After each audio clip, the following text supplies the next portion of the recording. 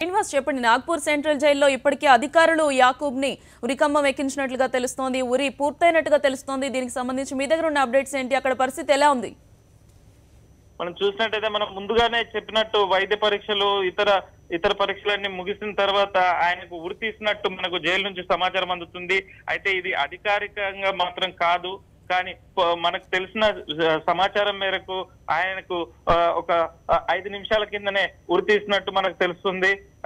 దీనిపైన మరి కాసేపట్లో అధికారికంగా వెల్లడించనున్నారు. ముఖ్యంగా మనం చూసినట్టయితే ఈ ఉరి తీసిన తర్వాత ప్రక్రియ ఎలాంటిది అన్నది అప్పుడే ప్రారంభమైంది. ముఖ్యంగా మనకు జైలు నుంచి ఇప్పటి వరకు సెల్ ఫోన్లు అన్ని స్విచ్ ఆఫ్ చేయడంతో అధికారికంగా వారి నుంచి వివరాలు అందడం లేదు. అయినప్పటికీ మనకు తెలిసిన సమాచారం మేరకు నాగ్పూర్ సెంట్రల్ జైల్లోనే ఆయన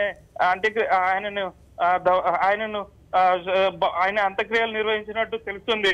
అయితే వాళ్ళ కుటుంబీకులు మాత్రం ముంబైకి ఆయన భౌతికాన్ని తీసుకెళ్లాలని డిమాండ్ చేస్తున్నట్టు తెలుస్తుంది. దీనిపైన ఎలాంటి నిర్ణయం తీసుకున్నారని మనం చూడాల్సింది. ముఖ్యంగా ఇప్పటి వరకు అయితే ఉరి తీసినట్టు మాత్రం ఇది తెలుస్తుంది.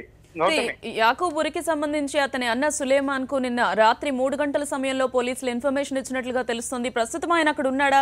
అలాగే ఏ సమయంలో ఈ యాకూబ్ బాడీని వాళ్ళకి హ్యాండ్ ఓవర్ చేసే పరిస్థితి ఉంది? ప్రస్తుతం మనం చూసినట్టయితే సులేమాన్, ఆయన సోదరుడు సులేమాన్ తో పాటు మరో సోదరుడు, ఇద్దరు సోదరులు నాగ్పూర్ లోనే ఉన్నారు. ద్వారకా హోటల్లో మనం ముందు కూడా చెప్పాము. జైలుకు సమీపంలోనే ద్వారకా హోటల్లో వాళ్ళిద్దరు ఉన్నారు. దీని ప్రక్రియకు ముందే 3 గంటల రాత్రి వాళ్ళకు ఈ ఉరి విషయంపై పోలీసు అధికారులు చెప్పారు. ఆ తర్వాత వాళ్ళని జైల్లోకి తీసుకెళ్ళినట్టు తెలుస్తుంది. వాళ్ళు ఉరి తీసేటప్పుడు కుటుంబ సభ్యులు వాళ్ళు కూడా అక్కడే ఉన్నారని చెప్తున్నారు. ముఖ్యంగా ఆయన భార్య యాకూబ్ మెహమాన్ భార్య మాత్రం ముంబైలోనే ఉంది.